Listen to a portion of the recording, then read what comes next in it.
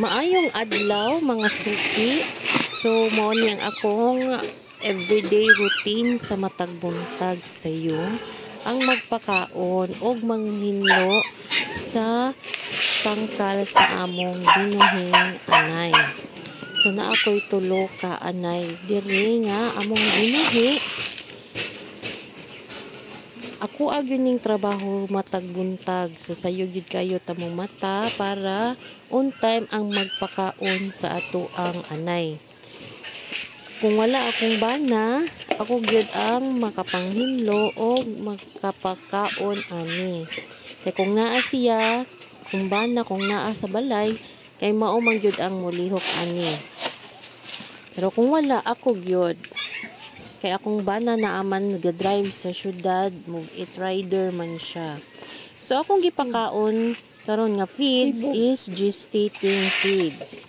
So gestating feeds ang gipakaon ako ani nila. So napoy panahon nga mularga ko sa syudad kay na ako'y importanteng lakaw kay online seller man pud ko. Akong anak pud nga eldest ang maoy magpakaon sa among mga binuhi. So among mga anay, so amo na siyang ginatuluan unsaon pagpakaon. So gipakaon sa nako daan sa una ko nang hinlo. So nabantayan ako ni usa ka anay namo kay nanguwag o balik. Bali na iay na ni siya permero. So nanguwag siya balik after 21 days. So subo kayong palandungo na nanguwag siya balik. Kay ingani magud nga senaryo, maalkansi na ang mamuhi ay kung magsigig panguwag ang anay. So dapat dili jud ingon nga dugay siya nga dapat mabuntis siya. So ako usa sila ning gilimpyuhan no gipakaon sa nako daan kay banha kaayo. So uman ako sa ni silang hinluan. So ginadaspan ni namo ang mga hugaw sa mga anay. So ang ilang mga hugaw idaspan na then isud sa septic tank.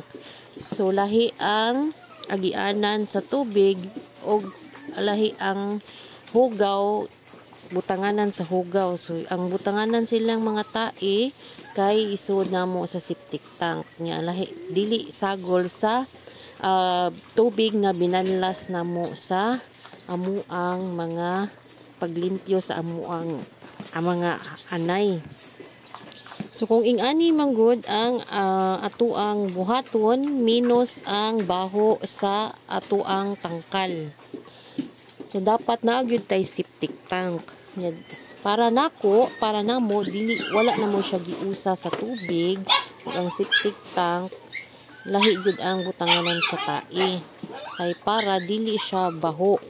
Ang inigbanlas nimo ang katuna lang ang mga hugaw na namilit-pilit pero ang tai wala na dinha. So ang binanlas ra ang muanod sa agianan sa tubig kanal. So wala nay tai. So dili jud ka makaingon nga mambaho siya. So kani akong mga anay kinaligo sad ni taga-adlaw. So 3 times a day gyud ko nagaligo sa akong mga anay. Kung init ang panahon usahay mo 4 times a day ni sila ligoon. Labi na og bag-ong silang gi-AI. So kung bag-ong AI kinahanglan dili gyud init ang lawas sa baboy para ang similya dili matunaw. Og bag-o siyang AI kay minusan ang pakaon. So sa primerong AI kay dili sa siya pakanon. Then sa sunod na pakaon kay pakanon na siya pero minus sa ang pakaon sulod sa usa ka semana. So mag-increase og ginagmay pero dili jud makaabot og usa ka kilo ang tagakaon. Kung bag-o ra siyang nabulugan. So sa ako ang practice diri sa ako ang backyard kay inig 21 days sa sud sa 21 days kay gamay ra akong ginapakaon ana. So naara sa usa ka kilo sa usa ka adlaw. So kaduha man ko magpakaon sa akong anay sa usa ka adlaw, so 1/2 kilo taga pakaon. Nga ang tubig ginakontrol pod og tubig painom. Dili jud kayo daghan ang painom kung bag-o siyang AI. So importante gyud na kanang bugnaw ang paminaw sa lawas sa mga baboy para iwas pud na sila sa dehydration. No, kay init na daan ang lawas sa baboy unya. Di pa nimo liguon, so samot ka init. So 3 times a day gud ko gagaligo ana. So wala pa ko'y pressure washer na ginatawag nila nga kanang so gani nga tubig na murag hose ba nga sayon na lang ipasirit sa kuan sa pagpaligo o paghinlo. So wala pa ko ana karon. So nga kuan ni bubo sa ni. So ginabubuan na ni sa kabo. So kuan jud ni mano-mano jud ni ang akong mga trabaho dinhi sa pagpanglimpyo. So para limpyo gyud kaayo ang atong tangkal, so nagamit ko ang powder o bitaw na kog Zonrox. Iputaw na ko og mao gyud kini ang among ibanlas sa pagpanglimpyo sa sud sa tangkal para mawa ang mga bakterya, limpyo gyud siya. Ug dili magkasakit ang atong mga binuhi kay limpyo ang tangkal, di ba? So nindot kaayo paminawon sa atong mga binuhi na limpyo gyud ang ilahang palibot. So kinig painom na ko sa ilang tubig, sa gulan na ko ni og vitamins. So akong vitamins gamit kay Vitamin Pro. Gitanaw pag yun ako balik nga ako jud nakita na nangulag gud siya kay naagid nito kanay discharge, so nangulag ni siya. So pagalauna sa hapon naabot ni among technician. So iyan ang gi-AI ang amo ang anay nga nangulag og balik.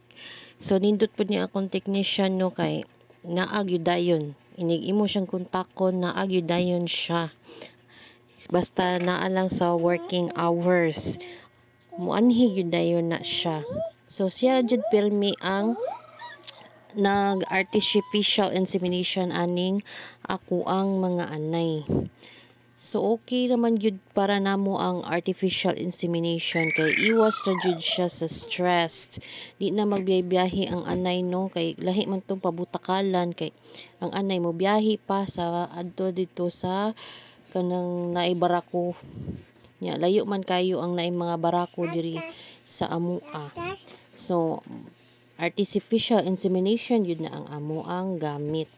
So maayo na lang no kay kaning pag AI niya nakakauna ang anay pagkabuntag. So inighapon ani mga alas 4 man ko tigpakaon. So dili ni siya pakanon. Nya paimnan lag tubig, gamay lang sad siya painom og tubig.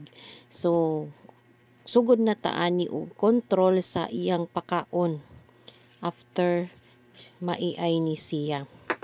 Kay para dili mahilis ang similya tungod sa kainit sa lawas sa baboy kay kaning feeds usapod ni sa maghatag og kanang kainit sa sulod sa lawas sa atong mga binuhing baboy. Kaning among anay nga baong AI ugma na ni sa buntag pakaunon nya gamay lang ipakaon ani ba sa buntag bali usa ra ka baso. So kontrolon ang pakaon para dili mahilis ang similya na gi-AI sa sulod sa anay. So sulod sa 3 to 5 ka adlaw usay 1 week. So tagsa ka baso ra gyud na ang akong ihatag niya. So sa sunod ana after 7 days ana nako unti-unti mag-increase hantod mag 21 days siya kanang tunga sa kilo taga pakaon. So after ana no nilakaw ng technician usay buhaton ng laba gihabwa ang kanang nilabhan sud sa washing. So mo sa ni kanindot na kanang busy kay ta dagan tag buhat mapait nang tag washing para natay tiglaba pero kanang magwashing ta kana pong dili kayo bulingot ang sanina kay di gyud makatangtang ang washing sa mga buling-buling. So mao gyud na ang akong daily routine mga suki. mga suki viewers. So as hinaot pa unta nga no na naamoy nakatunan sa akong video karon, o hinaot pa unta na inyong suportahan, i-like ninyo, mag-follow mo, nya i-share ninyo ang akong mga video para napoy daghang makakita. Basi ganahan po dahil silang tan-aw no. So daghang salamat gyud kayo sa pagtan-aw ninyo og amping mong tanan. God bless everyone. Bye-bye.